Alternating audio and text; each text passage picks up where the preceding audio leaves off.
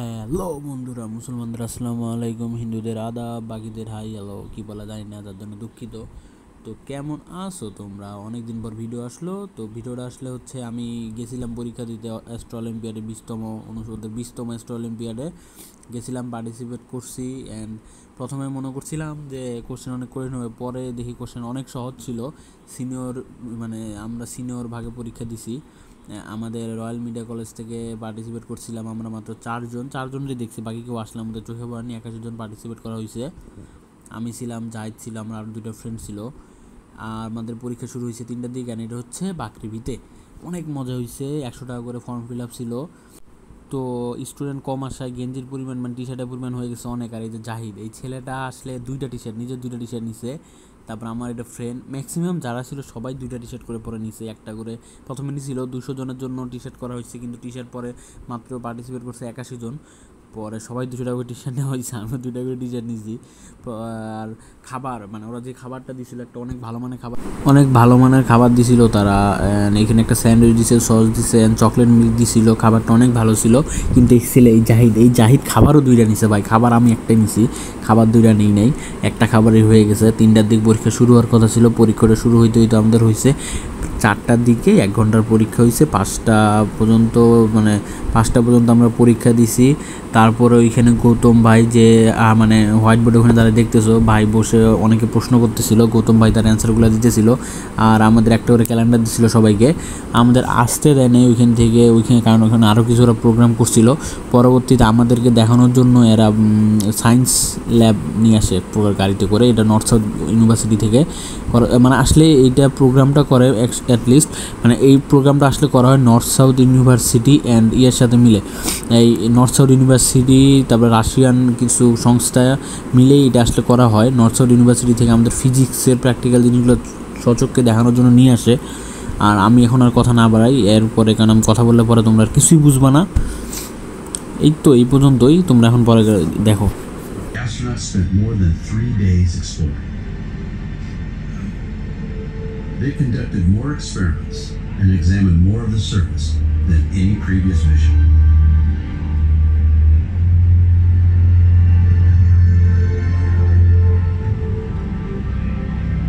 This concluded the Apollo program.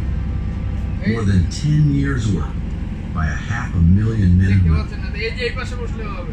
In a competition between the United States and the Soviet Union, known as the space race, humanity proved that we could walk on the moon.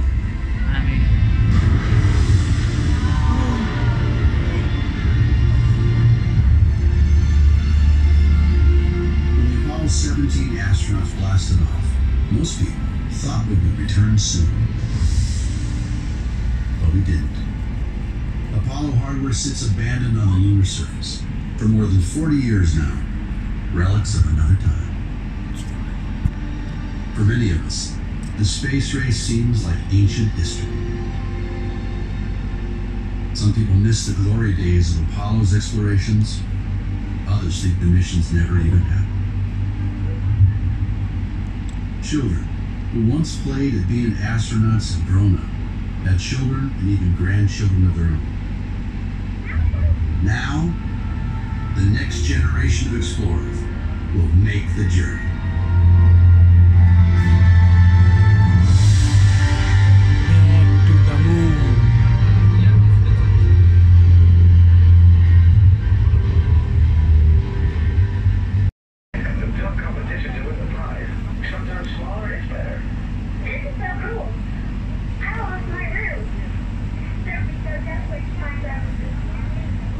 Our robots will lead the way, but they'll soon need humans to help explore our sister world.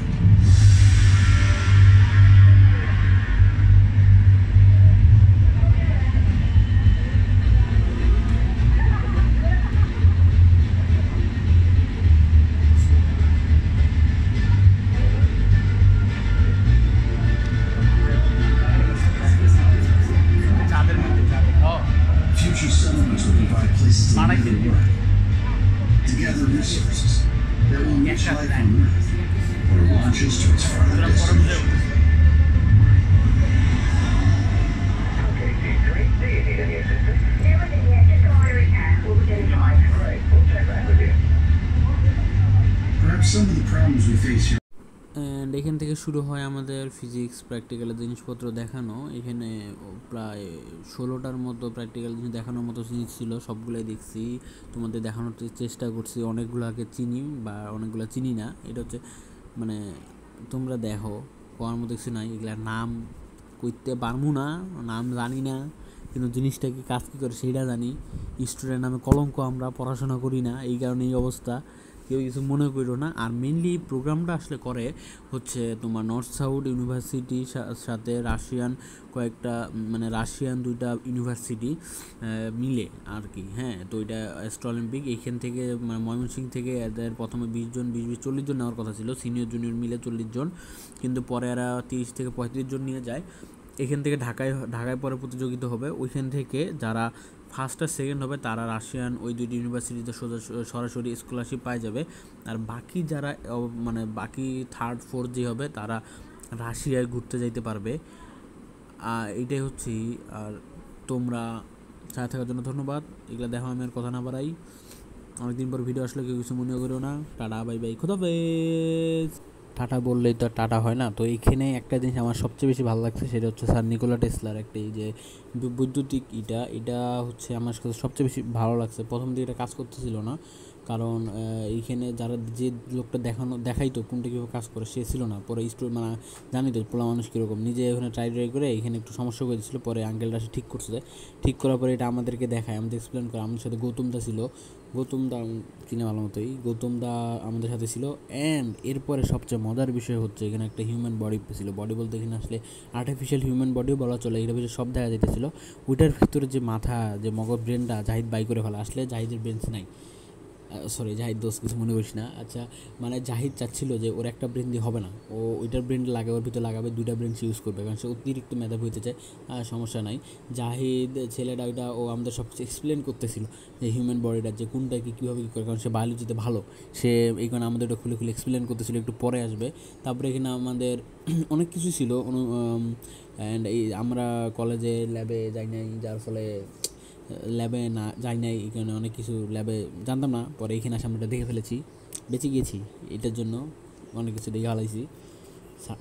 এখন আবার ল্যাবে regular যাব, কারণ এখানে আসার পরে অনেক কিছু মনে হলো যে হ্যাঁ মিস করছি, ল্যাবে যাওয়া দরকার।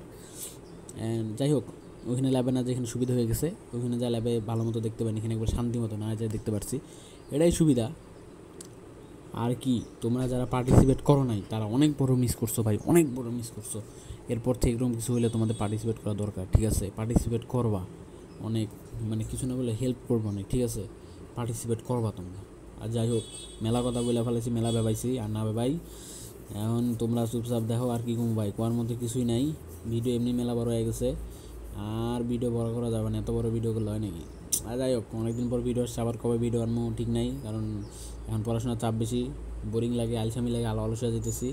কেউ কিছু মনে করো না, এই আলসামি থেকে ওভারকাম কেমন করবো একটু কমেন্টে জানাই দিও। প্রচুর আলসামি লাগে, ভিডিও করতে আলসামি লাগে। ভাবতেছি অনেকটা ক্যামেরাম্যান রেখে দিব নাকি, মানে ভিডিও করা থাকে কিন্তু ভিডিও করলে এডিট করতে আলসামি লাগে।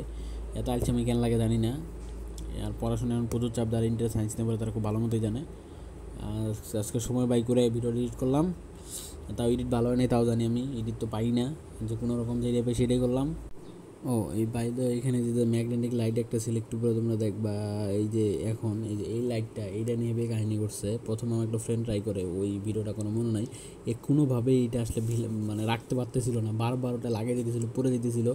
পরে আসলো জাহিদে, প্রথমবারে হইলো না, পারলো না, আসলে নুব কী বলবো, বাট তোমাদের ভাই প্রো প্লেয়ার, পুরো বান্দা। আমি একবার প্রথমবারই পেয়ে গেছি, ঠিক আছে? আমি হচ্ছে পিরু প্লেয়ার, এগুলা বিষয়ে আমি একেবারে পুরো। তো জাহিদও প্রথমবার পায় না, কিন্তু আমি প্রথমবার একবারে পাই যাই। এটা হচ্ছে জাদু, বুঝছো? এটা করার জন্য কী বলবো, আগে ওইটা নিয়ে বলা লাগবে, ছু দিয়ে দিবে, এই হয়ে যাবে, একবার দেখো প্রথমবারই পেয়ে গেছে। তার থেকে কী বোঝা যায় তোমাদের ভাই হচ্ছে পিরু প্লেয়ার, ঠিক আছে?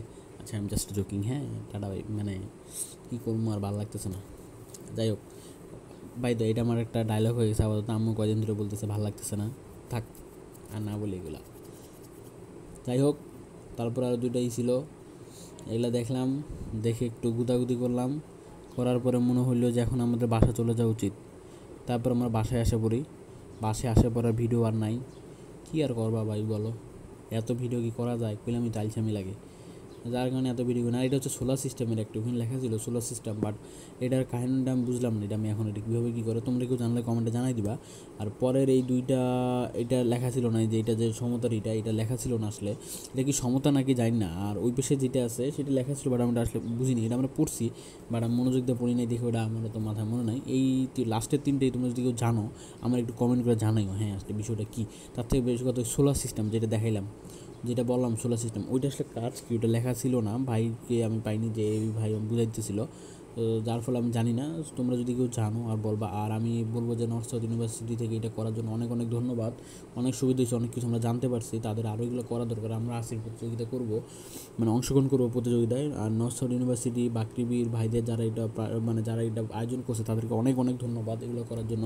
আশা করি আপনারা ভবিষ্যতে আরও করবেন, আমরা অংশগ্রহণ করব। অ্যান্ড ধন্যবাদ তোমাদের সাথে থাকার জন্য। Tata, bye bye, খুদাফেজ।